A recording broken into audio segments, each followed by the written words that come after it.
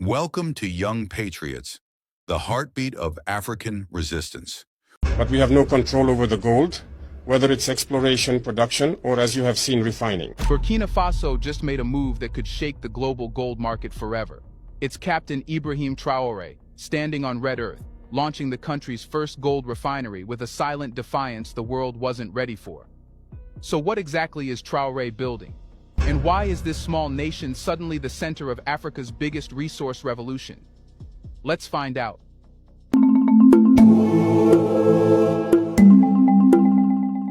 The silence was deliberate. There were no grand press releases, no foreign investors lined up with champagne glasses. Just a line of armored trucks, engineers in dusty boots, and a crowd of locals watching history crack open beneath the hammer of a new order.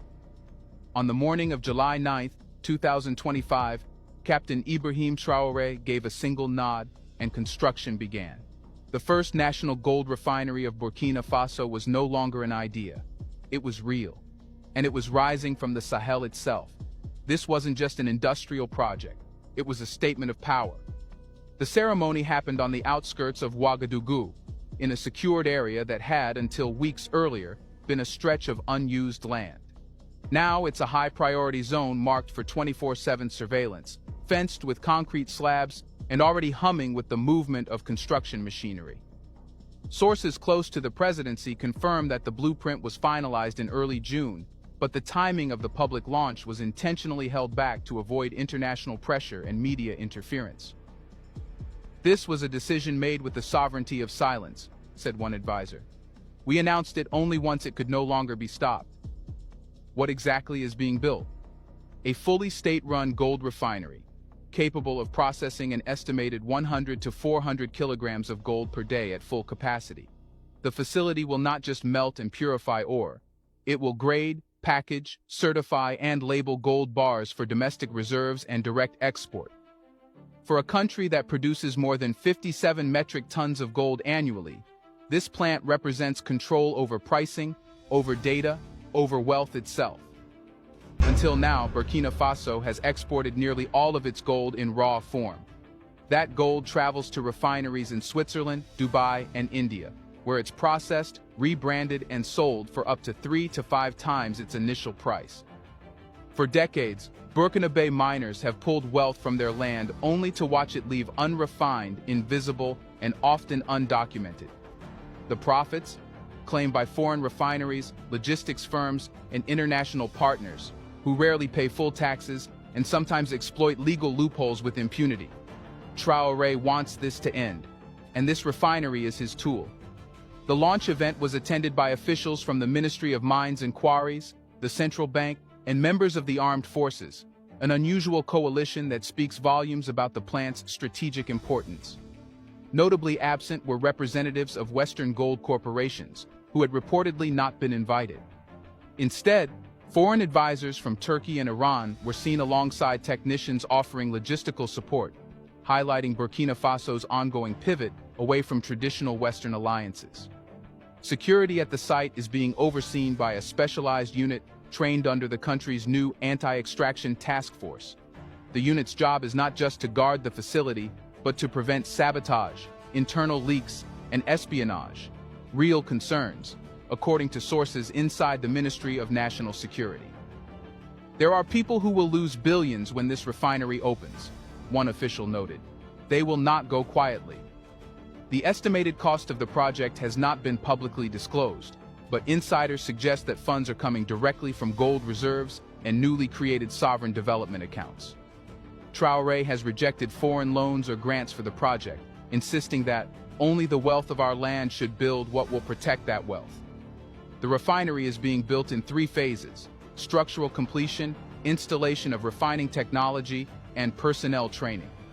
Completion of the first phase is expected by early 2026. Once operational, the refinery will also serve as a national reserve vault, meaning that, for the first time, Burkina Faso will be able to store, value, and secure its gold without external approval. And this is only the beginning. Because the question now isn't just about gold.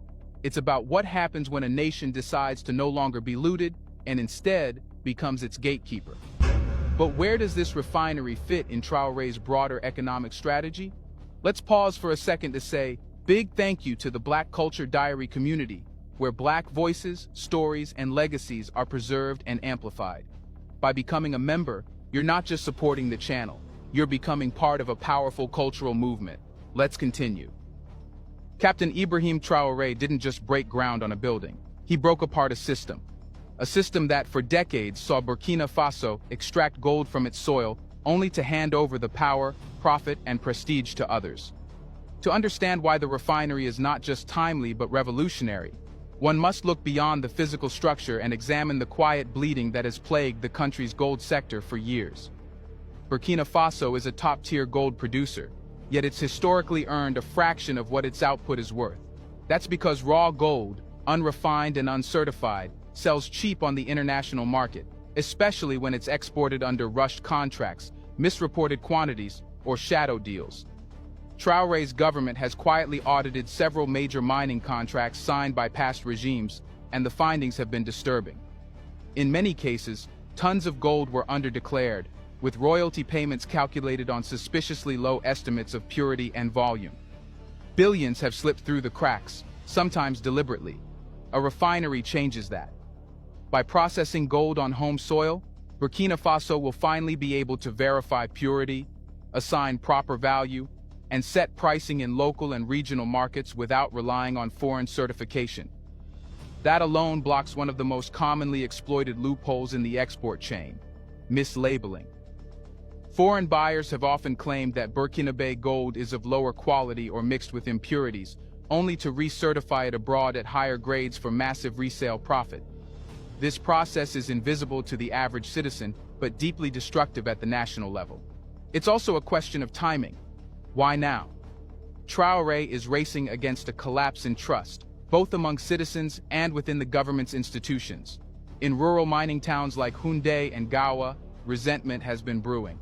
Artisanal miners, who represent nearly 700,000 informal workers, often say they feel robbed twice, first by armed groups who tax their work, and second by the state, which they believe has done little to help them benefit from the gold beneath their feet. The refinery, Traoré believes, is a way to rebuild trust, not just with elites in Ouagadougou, but with the working class. Already, local committees are being formed to link small-scale miners with refinery personnel. The aim? To create formal partnerships that allow community cooperatives to sell their output directly to the state, with no intermediaries, no smuggling networks, no armed extortion. Traoré is also betting that the refinery will serve as a shield against manipulation. Historically, countries without refining capacity are forced to rely on foreign pricing benchmarks, typically set in London, Zurich, or Dubai. This leaves African nations vulnerable to market rigging, where prices are influenced not by the realities of supply and demand, but by speculation, hoarding, and Western-controlled gold exchanges. The refinery flips the table. By certifying its gold and pushing for regional trade frameworks, Burkina Faso aims to lead the Sahel in launching alternative valuation systems. The long-term goal is to create a West African gold standard that can eventually back currency reserves, finance infrastructure, and reduce dependency on volatile international markets. There's also a security dimension. Gold has been a key revenue source for insurgent groups in the Sahel, who tax miners or control smuggling routes. With a refinery and tighter supply chain control, Traoré's administration can monitor gold flows more effectively, choking off funding streams to insurgents while bringing more revenue into the formal economy. It's not just about money, it's about control. And make no mistake, this move is as much ideological as it is economic. Traoré, like Sankara before him, sees resource sovereignty not as a luxury, but as a right. A refinery, in his eyes, is the first infrastructure of defiance, a rejection of the colonial idea that Africans must always dig, while others refine and profit. But ideology alone doesn't make machines run or metals melt. So, who's helping Burkina Faso build this? And what kind of geopolitical fault lines are beginning to crack beneath the surface? That's where we're heading next. A refinery doesn't rise from the soil with patriotism alone. Behind the cement mixers, blueprint rolls, and molten furnaces, there are alliances, some visible, others deliberately obscured. And in the case of Burkina Faso's gold refinery, who's helping build it is just as significant as why it's being built. Because this isn't just metallurgy. This is geopolitics, cast in steel and fired in defiance. For over a decade, major Western corporations, particularly French, Canadian, and British mining firms, have dominated the extractive industries of West Africa.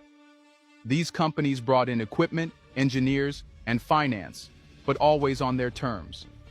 Burkina Faso, like many of its neighbors, was locked into lopsided contracts that favored foreign interests, with little technical transfer and even less transparency.